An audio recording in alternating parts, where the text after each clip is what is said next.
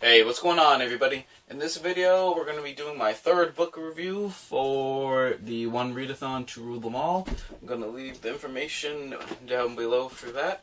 And this is going to be our book review of The Grace of Kings by Ken Liu. And why has no one recommended me Ken Liu before? This was an excellent read. It was something I had never even considered reading until I looked up the requirements for the One Readathon. And one of the requirements was to read a book by a person of color. And for that, I looked up some of the books that the host had compiled for certain requirements. And I discovered this book through one of those. And I'm really pleased I chose this one and I was able to find it from their efforts.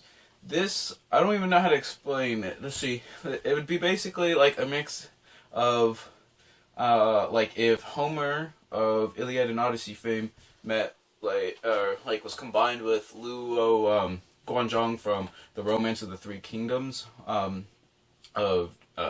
early Chinese history, if you know that. But basically, yeah, the setting is sort of fairly early Chinese history, like, for example, like during the warring period between the three major kingdoms, and that's where you get, obviously, Romance of the Three Kingdoms. But, yeah, it has, obviously those Eastern and Chinese influences, but it's written in a style that to me just sounded very similar to ancient Greek poetry, especially like Homeric poetry, where certain phrases are often repeated and lots of times the full name is used, almost every time the name is presented.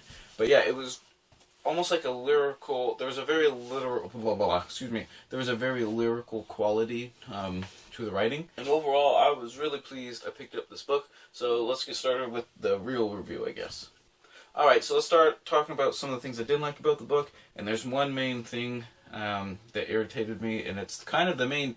It's like kind of the pivotal point in the book, and basically between these two allies, Kunigaru and Matazindu. They being the main characters throughout the story, basically come into conflict over basically just like sort of a minor misunderstanding in the whole grand scheme of things. And literally, this minor incident completely divides this re-emerging nation that has just gone through essentially a revolution. And to me, it really was just, it didn't make a whole lot of sense to me. I don't know, it just didn't feel like that was enough to justify everything that happened afterwards or what the consequences were of this minor incident, to be honest. But other than that, I felt that the plot and pacing of the book were tremendous.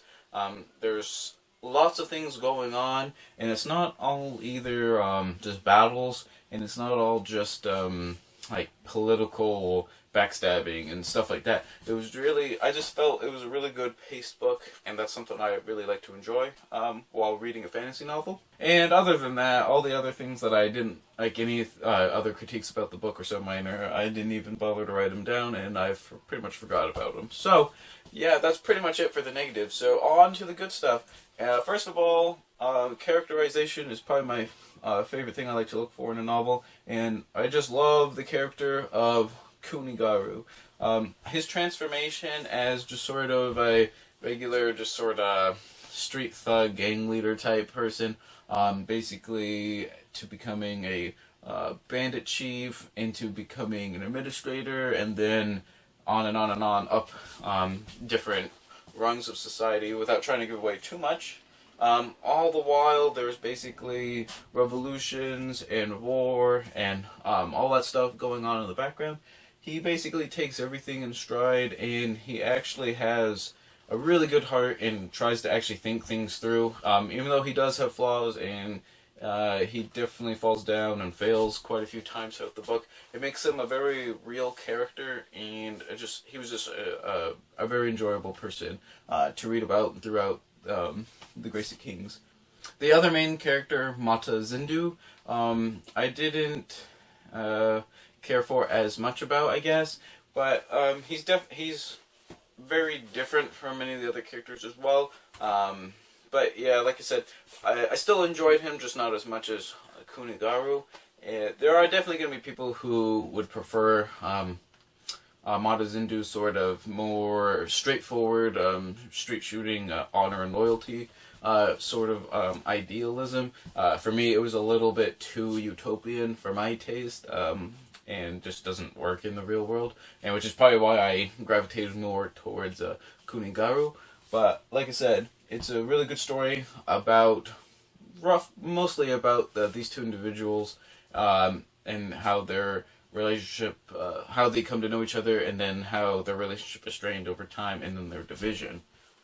What I also liked about the book is that it's not sci-fi per se, but there's lots of really cool, fantastical elements in the book.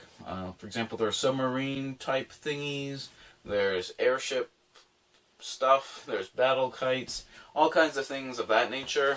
So it's kind of like steampunkish, I guess, in a way. It's got like all these mechanical innovations, which makes it kind of unique because it's like almost feudal China in a sense, but it's also got sort of really modern aspirations and technology sometimes thrown into the mix, which made it for like a pretty cool, refreshing read.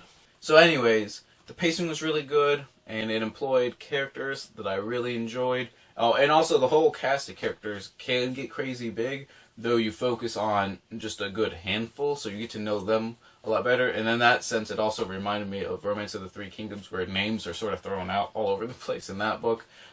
It's sort of similar in this book, not to that extent, but that's sort of why some of the similarities were there too as well. But on the Homeric side, it was written it was almost like an epic poem the way it reads in a way, even though it doesn't have rhyme or meter or anything like that. If you read it, you'll probably understand what I mean about that. So yeah, like I said, really good plot, really good characters, and a really good lyrical narrative style. And for all that, I'm going to give The Grace of Kings by Ken Liu 4.5 out of 5 stars. And I'm really excited to pick up Wall of Storms, which is the second book in this series, which is known as The Dandelion Dynasty. And this will definitely be an author that I'm going to be on the look for in the future. And always remember, read victoriously.